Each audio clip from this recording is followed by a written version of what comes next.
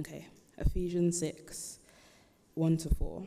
Children, obey your parents in the Lord, for this is right. Honor your father and mother, which is the first commandment with a promise, so that it may go well with you and that you may enjoy long life on the earth. Fathers, do not exasperate your children.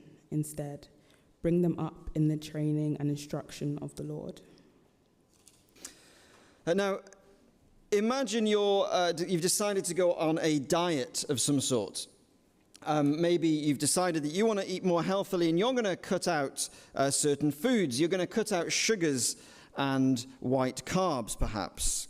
Now, that's a very good idea because you've come across the idea that that will make you healthy. There's loads of health benefits for that. It's a great thing to do with your diet, with your plans, so you decide that's what I'm going to do from now on. I'm going to head towards this really healthy, really good, really great direction with my life. Making that one decision, though, it might be a good decision, but very soon you're going to start to find that it begins to impact every moment of your life. The first day you wake up and you decide to have breakfast, but you realize you've got to now start having a different breakfast to what you used to have. Maybe that makes you feel a little more hungry as the day wears on. You discover that this choice you've made is going to impact how you relate to colleagues when they're offering biscuits and cake around the office. How you behave in your work break room is going to have to be different now. And yes, you're going to have to eat something different at lunch and at dinner, but that means you're going to have to also think about buying different things. And maybe that's going to be more expensive. That decision you made is going to impact your wallet. Maybe it's going to take you longer to cook those healthy foods. It's going to impact your time. You've made a really great decision, but very soon you find it impacts every moment of your life. And in just the same way, in this book of Ephesians that we've been looking through this year, and the book where you'll have open in front of you, from the reading was from Ephesians, that teaches us that there's something really amazing that God is doing in our lives and in our church. That he's got a great plan to bring all things in creation to unity under Jesus.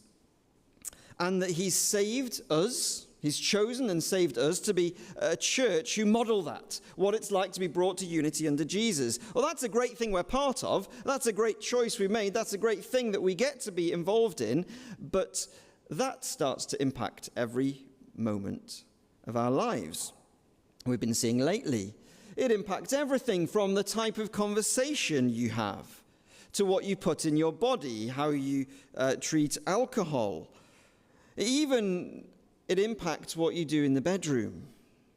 It impacts the most intimate and personal relationship there is between a husband and a wife, and we saw that last week. And this week, we see that it impacts what for some people is the most sacred thing of all, the thing that we don't like to take anyone's advice on, or that we don't like people to interfere with. It impacts how we parent. Because today it becomes evident in this passage that if we are the church, if we're chosen to be God's banner to the world, then the most important job for parents is to train our children to play their part in God's plan in the church. And it means that the most important job for you, if you are a member of our Y Connect group, our teenagers, we've said that they can stay in for this because it's going to address them. Well, if you're here from Y Connect, you're a teenager, well, we're going to see today that the most important job for you is to learn church, to learn to serve God, submit to others, and obey God by obeying your parents. That's where this passage starts. It's the first thing we'll see this morning. Obey. So have a look at verse 1. Children, obey your parents in the Lord, for this is right. Now, many previous generations and many cultures in the world right now wouldn't have a problem with saying that it is right for children to obey their parents. But we live in a generation and in a society where the idea of anyone having to obey somebody else is quite unfashionable. To think through these complexities, we're going to have some help this morning from this family. This is the Healer family. the mum and dad, Bandit and Chili and Bandit, and their two kids, Bluey and Bingo. They're the main family in the children's program Bluey. And what's great about Bluey is it does give quite an accurate and profound snapshot of the kind of values adults are learning to teach their children. So even if you've never watched this show, by the end of this morning, you'll get to know them quite well, because I'm going to dip into 4 episodes of Bluey that have helped me think through how I can live out this passage in my life. And I hope it's helpful to you. When it comes to the idea that children should obey their parents, it makes me think of the episode called Burger Shop. In Burger Shop, the dad, called Bandit, has read a parenting book. And he's now a parenting expert. And his parenting book says that you should let the children make their own decisions. Don't tell them what to do. So it's bath time. And instead of telling the children that it's time to get out, he wants them to make the decision for themselves. And it's funny because the adult lets a 3-year-old and a 5-year-old decide when is the appropriate time to get out of the bath. It's hilarious because he ends up getting roped into their game of Burger Shop. He even ends up in the bath with them, washing imaginary dishes. And the lesson at the end is that sometimes it is right to say that the adults do know best. Sometimes it is right that children obey their parents. It is quite relatable, though, to hear things like Bandit's parenting book, to come across ideas that teaching children to obey, is somehow less helpful than letting them make their own decisions. It's not uncommon, and I admit I do this a lot myself, when you've got very young children, to develop a dynamic of negotiation with them. Not of obedience, but of negotiation. I mean, I do get that it's really hard when, as a parent of toddlers and young children, they simply refuse to do what you say. And so very quickly, we give up on the idea of obedience. We want to take a path of less resistance. We want to meet them halfway. We want to negotiate and reason with them and help them to come to the right decision on their own. But the lesson of Burger Shop really does hold true, that the outcome of negotiating with very young children and toddlers is rarely good for them when Bluey and Bingo end up shivering in the cold water and can't bring themselves to get out. Obedience, however hard it might be for you if you want to be obedient to your parents, and however hard it is for you as a parent to develop this dynamic, obedience, however hard it is right. Now, I also get that this works out differently as children get older, just because you don't tend to give older children and teenagers the same amount of instructions. You don't tell them that they need to put their coat on when they go out, or put clothes on when they go outside, or to wipe their bottoms. So there's fewer instructions to obey, but I still would say to you, if you're a teenager today, obedience should still be the principle. It's interesting that in verse 1, it doesn't say, parents, make your children obey. It actually addresses you if you're a child or a young person. It says there's a message for you. And it's not to listen to your parents or to respect your parents, but it is actually to obey them. On the one hand, that does mean you do what they say. So if they say, be home by 9, the Bible says, well, you've got to be home by 9 then. But on the other hand, I want you to understand that it's not just about doing stuff they say, but about viewing them as your main figures of authority. We do have this weird thing in our culture that kind of between the ages, 12 and 18, we sort of gradually usher parents out of the picture, don't we? In schools, it's the schools, the teachers and friends become more of the people who we want to obey. And they all will tell you, well, no, eventually you want to obey yourself. How many kids' movies do you see where the children have to disobey their parents if they're going to thrive and fulfill their destiny? Well, the Bible says, go against that. Even when you say, I'm no longer an infant, I can make my own decisions for myself. Well, while you're dependent on your parents, while you're living with them, while you're still at school, even if you disagree with them, well, children, obey your parents in the Lord. And there's a very good reason for this, and that's the second thing, display. Let me tell you about the Bluey episode called Tina. Just as the kids are finishing off their food, the dad, Bandit, says to them to put their dishes in the dishwasher. And Bingo, the youngest one, says, "Why do we always have to do what you say?" And he says, "Because I'm bigger." Now, they are horrified at that, but they see an opportunity, and they invent an imaginary friend called Tina, who is bigger than their dad. And the episode plays out that he is always being pushed about and bullied by Tina. This is him being bent over a car by Tina, their imaginary friend, because Tina now gets to call the shots. And Tina says, "Don't have a shower." Tina says, "You don't have to brush your teeth," because you obey Tina because she is bigger. Well, the kids are right to challenge the idea that obedience comes simply because someone is bigger. In fact, Tina's a bad influence, and she shouldn't be obeyed, even though she is bigger. If anyone is told to obey someone, there better be a good reason for it. So look down at verses 2 and 3. It's a quote from the Old Testament, and it says, "Honor your father and mother," which is the first commandment with a promise, "so that it may go well with you and that you may enjoy long life on the earth." Now, what is being said here is Paul, who's writing the letter to the Ephesians, is likening the church to how it used to work with God's people long, long ago in the Old Testament. And he says, back then you would have commandments that helped you live as God's people in the world. But your purpose to do that was that you would live in the land he gave you, obeying him, and the world would see what kind of a nation you are, what kind of blessings you have, and they would say, "Wow, your God must be great."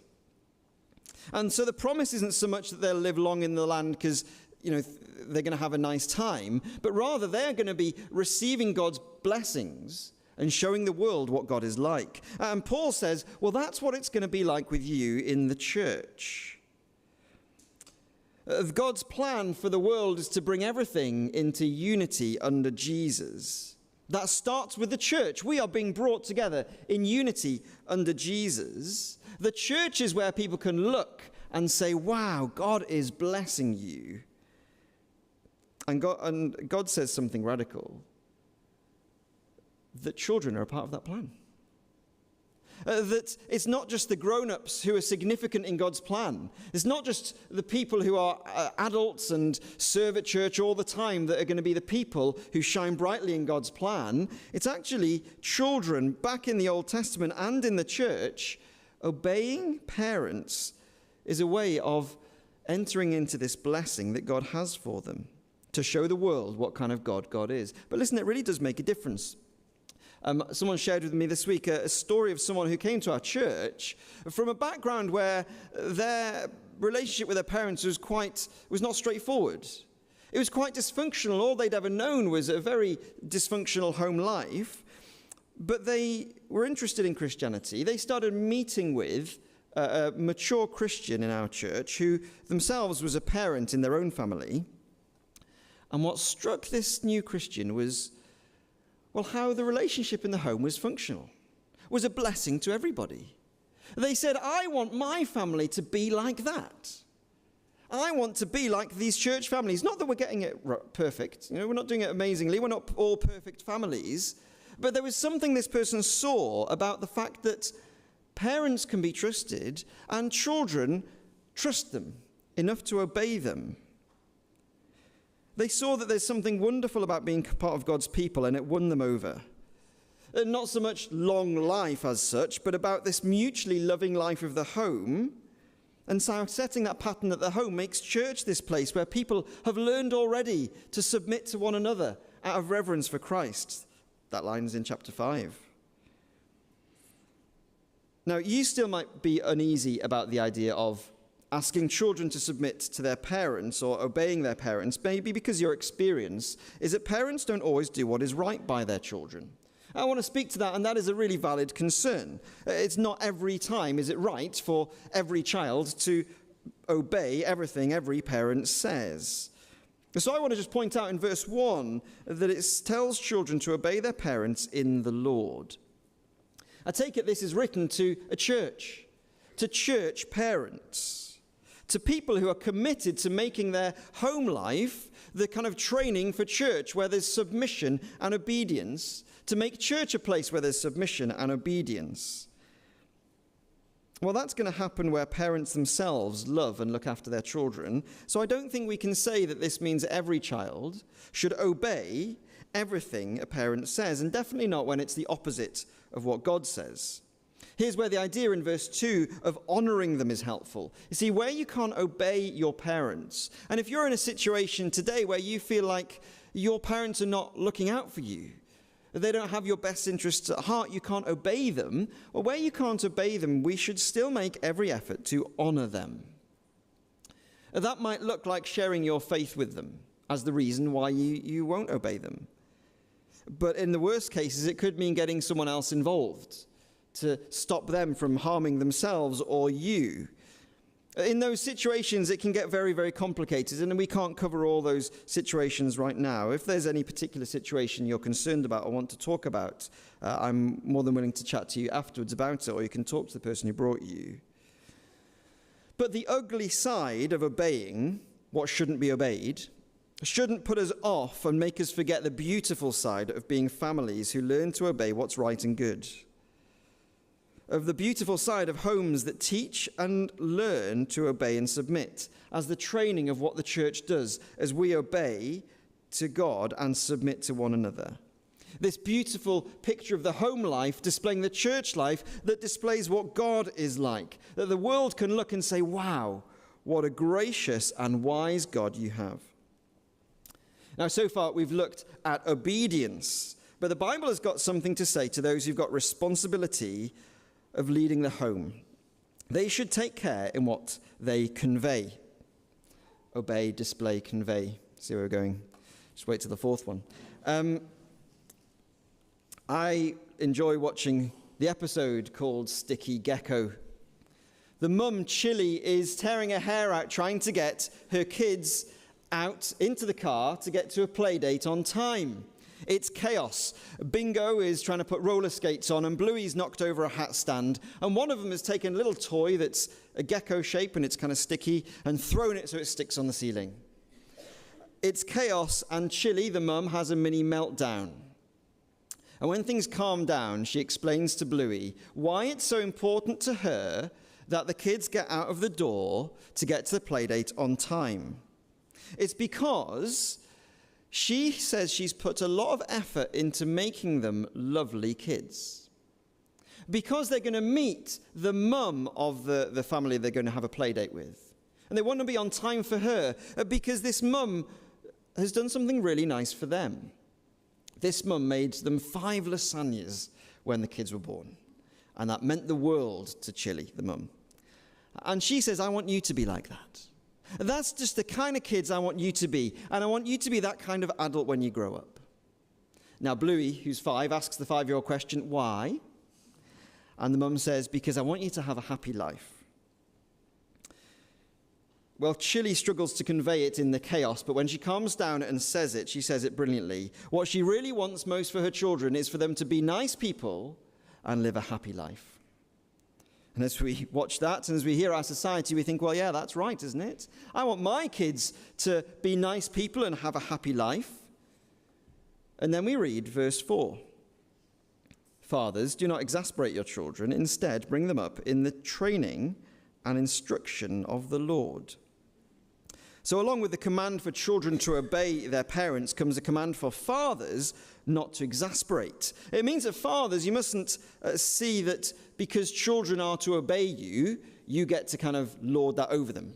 You're in charge of everything in the house and you get to enjoy that. No, fathers, if we lead our household, then we mustn't see our wives and children as people we rule, but as people that we should serve. We have a responsibility to come down and nurture and love and care for. Now, this instruction in verse 4 to fathers to not exasperate your children and bring them up in the instruction and training of the Lord, I get this muddled in 2 ways. Firstly, I find myself confusing exasperation with discipline, especially with younger kids, and maybe you can think about how this is true if you have older kids. It's easy to get frustrated and irritated and then discipline some behavior that is not really sin. To make them into a person you think is a nice person, functioning well, but you're disciplining them when they don't need discipline. Now, if you've never watched Bluey, if you've just been around children, you'll know what Chili's experience of trying to get kids out the door on time is like. When there's lost hats, when there's distractions, when there's careless accidents, when there's stupid questions and loud singing. And my instinctive reaction is to discipline those things out of my kids. Give them some sort of consequence that will make them learn the lesson. No, I'm not going back for your gloves. Maybe now you'll remember to remember them next time. Yes, if you stand in puddles, your feet will get wet. So now you can go and enjoy the party with wet trainers. And would you please stop that incessant singing? Now, maybe you can insert your own examples of what it's like bringing up teenagers. I'm not at that stage yet, but I don't doubt that there are frustrations that you can't help but get cross at and discipline. But one thing I find really helpful to keep remembering is, do I need to discipline sin here? Or is it just that I'm annoyed?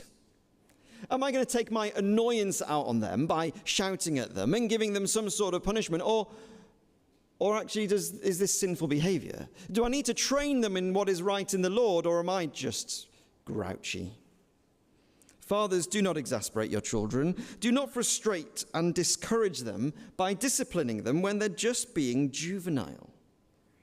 Don't exasperate them, but call it discipline. But secondly, I get this muddled up when I prioritize bringing up my children with training and instruction in being good people and having a happy life. I prioritize that over bringing up my children in training and instruction in the Lord. Sometimes I need to stop and think about what I convey, about what I really want most for my children. See, Chili's a great mum to Bluey and Bingo, but she wants them to be nice people and have a happy life. I bet you know loads of good mums and dads, and they want their children to grow up to be nice people and have a happy life. And I'll often just follow in that stream. I'll spend more time encouraging my kids with their maths rather than encouraging them to pray. I'll spend more time trying to put their behavior right so that they're nice people rather than praying with them for forgiveness. I'll spend more time trying to help them make friends than I spend modeling what repentance looks like. And it's not just about the amount of time we spend. I get that family devotion times might only be short compared to how long a music practice or a football practice is. But here's a question. Are you more likely to step in and help your children work on their football technique or their musical practice than you are to step in to help them read the Bible on their own? We mustn't believe the lie that our children's spiritual lives are kind of private and personal to them, or that the bulk of the input comes while they're out there in the kids' work. The book of Ephesians says a lot about church, but not once does it say that it's the kids' groups or the youth groups who bring the children up in the training and instruction of the Lord. What it does say is that fathers should be on top of this.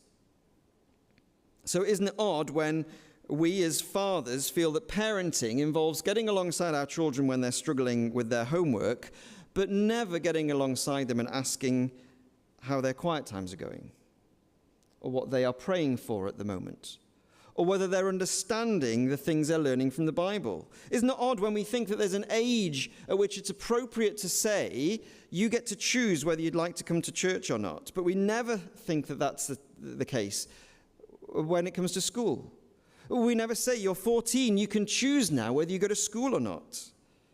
What am I conveying is most important? That my kids are nice people and have a happy life? Or do I convey that I really want them to love being part of the family of God? I really want them to submit to one another, to obey what they're taught, and be united in the church under Christ, and show all creation how amazing our God is. obey, display. Think about what we convey, and finally, relay. This is a passage to children and parents, but let me just speak to you if you're not a parent here.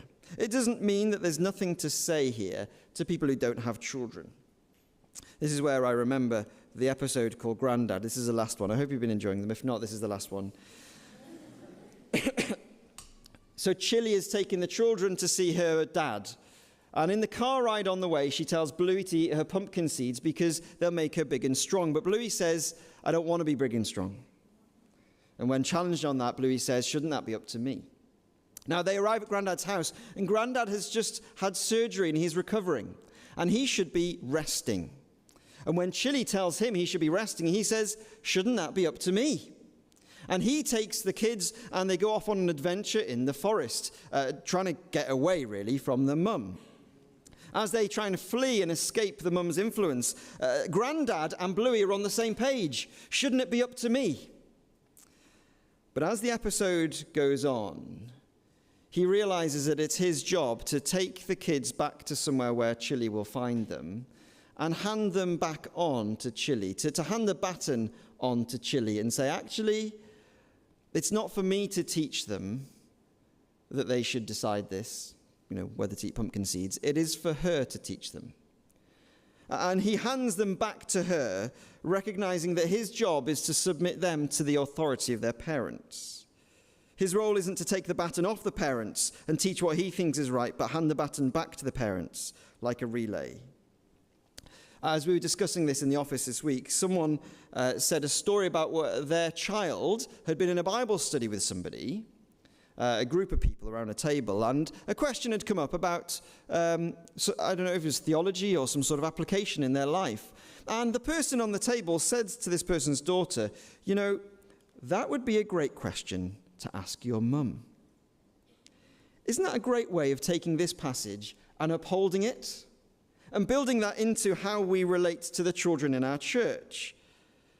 Of supporting parents and directing children and passing the baton on to the parents and saying, why don't you make this a conversation for you guys at home? If you don't have children, you can be part of how we work together to make this happen. To encourage children and young people to ask their parents about things they find in the Bible, about the difficulties of living for Jesus. To chat to them about it, not just to you. To teach children and young people to find their training and instruction in the Lord in their parents. And I want to say that if you don't have children, you can help parents to know how to bring up their children in training and instruction of the Lord. Perhaps you've never ever been a parent, but perhaps you've been parented, well or badly, and you've got a lesson. Perhaps you've got a baton you can hand on to the parents. Listen, there's a lie out there, and I think us parents are guilty of putting it out there. There's a lie out there that you can't possibly know how anything about good parenting until you've been a parent. I don't think that's true. Because the place that we go to learn how to bring up our children in the training and instruction of the Lord is the Bible. So any godly person who reads the Bible, loves Jesus, and walks in his ways is totally qualified to help a parent know what it means to bring their children up in training and instruction in the Lord. So parents, please don't assume that someone without children can't say something extremely godly and wise just because they don't have children. Yes, fathers, we are responsible for leading our household so that we bring up our children in the training and instruction of the Lord. But in the church family, that model is upheld like a relay, as church supports parents, trains and helps parents, passes things on to parents to pass on to their children, and passes children on to their parents, so that the parents can be the place where they grow in the Lord. So those are 4 things. Children obey, so that the church displays God's goodness. And as we train our children, we convey the priority of growing in the Lord. And the whole church is part of this, passing on the baton to parents like a relay. Even the precious task of parenting, we're told in the Bible, is to be done to serve God's purpose in the world through his church. And so Paul quotes, "Honor your father and mother," so that we can be a kind of place where other people can look in and see how blessed life is in the family of God, and it makes them say, wow, about the kind of God we have.